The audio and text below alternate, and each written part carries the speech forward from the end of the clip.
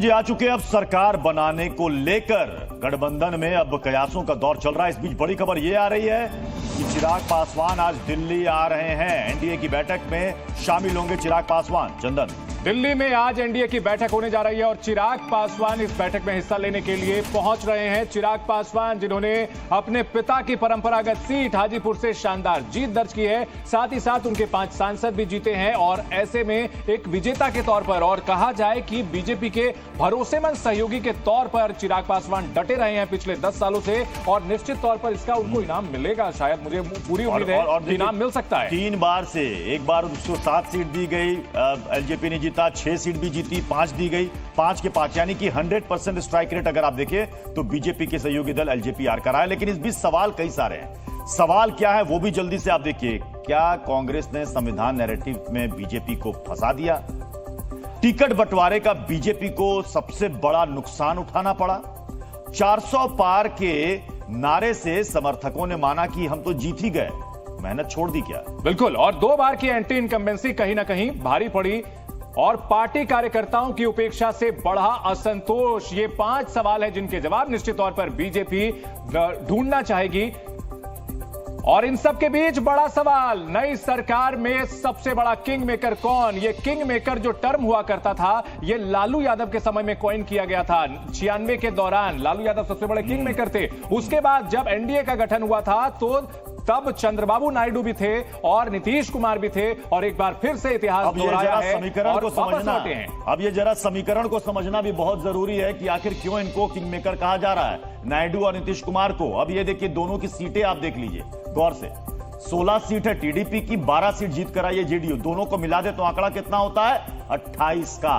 और एनडीए में 292 है और अगर उसमें से आप 292 में से 28 हटा दीजिए तो हो जाता है 264, यानी मैजिक फिगर से 8 कम। और यहां दिलचस्प बात यह है कि चंद्रबाबू नायडू को आंध्र प्रदेश विधानसभा में बीजेपी की जरूरत नहीं है, अपने दम पर वे प्रचंड बहुमत ले आए हैं, लेकिन बीजेपी को उनकी जरूरत है। हालांकि अगर इतिहास देखें, चंद्रबाबू नायडू का जो पूरा इतिहास है, उनकी जो पूरी राजनीति रही है वो कांग्रेस के विरोध की राजनीति रही है। शुरू में वे संयुक्त मोर्चा के भी संयोजक बने थे, तब उस वक्त देवगौड़ा प्रधानमंत्री बने थे और उसके बाद जब अटल जी की सरकार बनी थी तब भी टीडीपी की अहम भूमिका रही थी। यानी बीजेपी के लिए वे भरोसेमंद सहयोगी तो हैं। लगता है कि एक बार अभिषेक झा का रुख कर लेना चाहिए। अभिषेक जी, अब चर्चाएं तो बहुत है। अब आप ही के पार्टी के एमएलसी ने कह दिया कि अगर नीतीश जी पीएम बने तो क्या दिक्कत है, पीएम वो बन सकते हैं, इतनी क्षमता है, इतने बड़े कद के नेता हैं।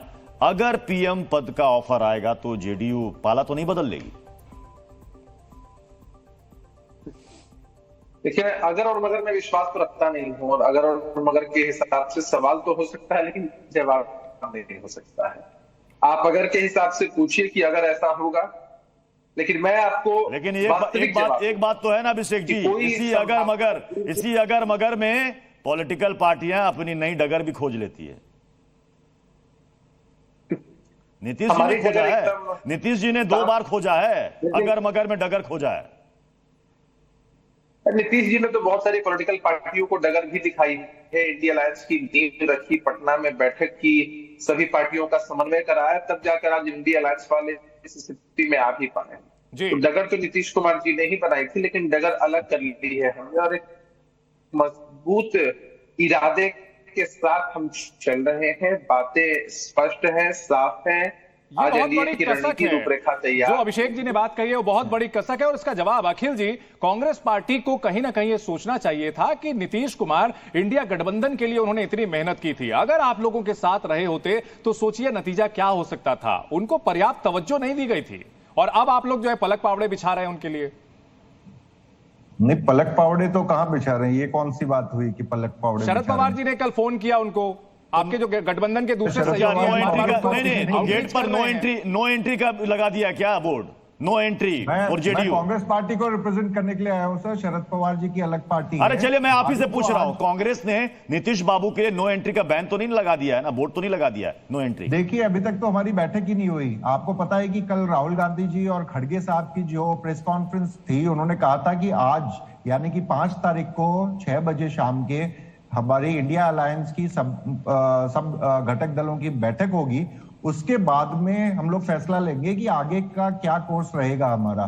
तो अभी तक तो बहुत प्रीमेच्योर है हमारे लिए कुछ भी कमेंट करना ये सब चीजों के ऊपर। नहीं, लेकिन अखिल जी, मेरा सवाल जो था कि भाई इंडिया गठबंधन को बनाने में बहुत उनका अहम रोल रहा था। आप अभी कह रहे थे कि आप कांग्रेस प्रवक्ता के तौर पर बैठे हैं, लेकिन जब ओवरऑल परफॉर्मेंस की बात हुई तब आप कह रहे थे कि भाई इंडिया गठबंधन ने बहुत अच्छा किया। नहीं, इंडिया गठबंधन का कांग्रेस पार्टी एक पार्ट है, इसीलिए मैं ये कह रहा हूं। और मैं आपको ठीक है, चलिए वो सही बात है कि जब तक गठबंधन हो नहीं जाता, नया गठबंधन नहीं हो जाता, पुराने सहयोगी वापस नहीं आ जाते, कोई भी प्रवक्ता जल्दी कुछ नहीं कहता, क्योंकि भाई अब पार्टी हाईकमान है, वहां से निर्देश आएगा तब सारी चीजें होंगी। लेकिन कल राहुल गांधी ने भी ये बात कही थी कि इस पर हम विचार कर रहे हैं। कांग्रेस अध्यक्ष मल्लिकार्जुन खड़गे का एक बयान सामने आया जिसमें वो कह रहे हैं सरकारी मशीनरी ने चुनाव में बाधा डाला, हमारे बैंक खाते को सीज किया गया। बिल्कुल, हमारे नेताओं को परेशान किया गया, ये आरोप लगाए हैं मल्लिकार्जुन खड़गे ने।